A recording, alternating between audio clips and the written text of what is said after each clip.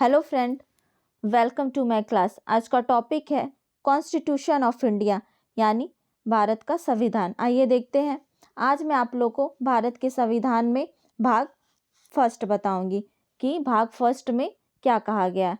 भाग फर्स्ट में आर्टिकल यानी अनुच्छेद 1 से 4 तक कहा गया है। आइए देखते हैं आर्टिकल यानी अनुच्छेद फर्स्ट में क्या कहा गया है।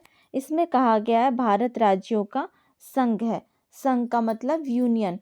यूनियन का मतलब होता है जैसे कोई भी विदेशी राज्य हमारे भारत के राज्यों को अपने में नहीं मिला सकते, या भारत के कोई भी राज्य अपने मन से चाहे किसी अलग विदेशी राज्यों में मिल नहीं सकते हैं। ठीक है। हमारे भारत में कुल राज्य यानी स्टेट 28 है, जबकि यूनियन टेरिटरी यानी केंद्र शासित प्रदेश 8 है।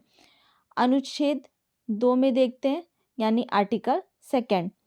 इसमें कहा गया है संसद विदेशी राज्यों को अपने में मिला सकती है। जैसे संसद चाहे तो अगर कोई विदेशी राज्य अगर भारत में मिलना चाहते हैं तो संसद चाहे तो उन्हें मिला सकती है। ऐसा हुआ भी है। सिक्किम जो है पहले भारत का राज्य नहीं था, लेकिन सिक्किम चाहता था कि वो भारत में मिल जाए, तो सबसे पहले भारत में सिक्किम वालों को पहले शाह राज्य का दर्जा प्रदान किया, फिर उसके बाद से पूर्ण राज्य का उसे दर्जा मिला। 35वां संविधान संशोधन 1974 में सिक्किम को सह राज्य का दर्जा मिला। जब सिक्किम वहाँ रहने के लिए तैयार हो गया तब उसको जाके पूर्ण राज्य का दर्जा मिला। 36वां संविधान संशोधन के द्वारा 1975 में सिक्किम को भारत का 22वां राज्य बनाया गया। आइए देखते हैं आर्टिकल 3 में क्या कहा गया है।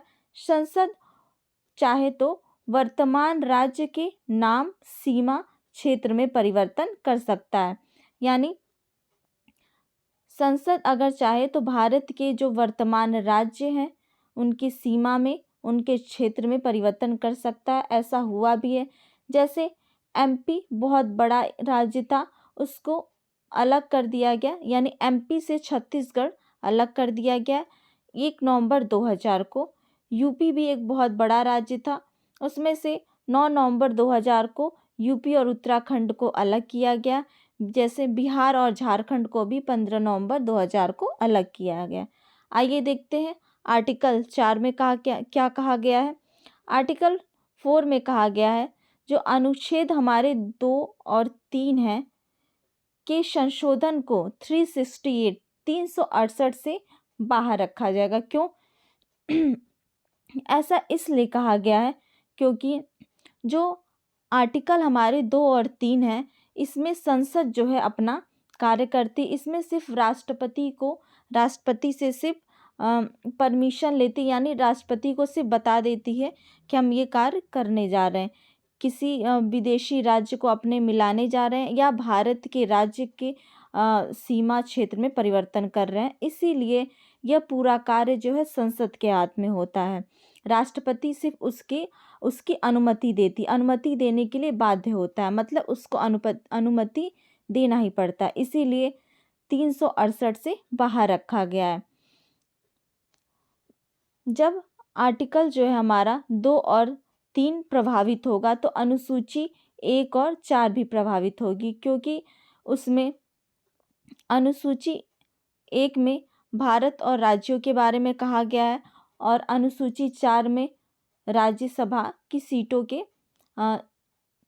के बारे में कहा गया है। इसीलिए थैंक यू क्लास, आज के लिए बस इतना ही।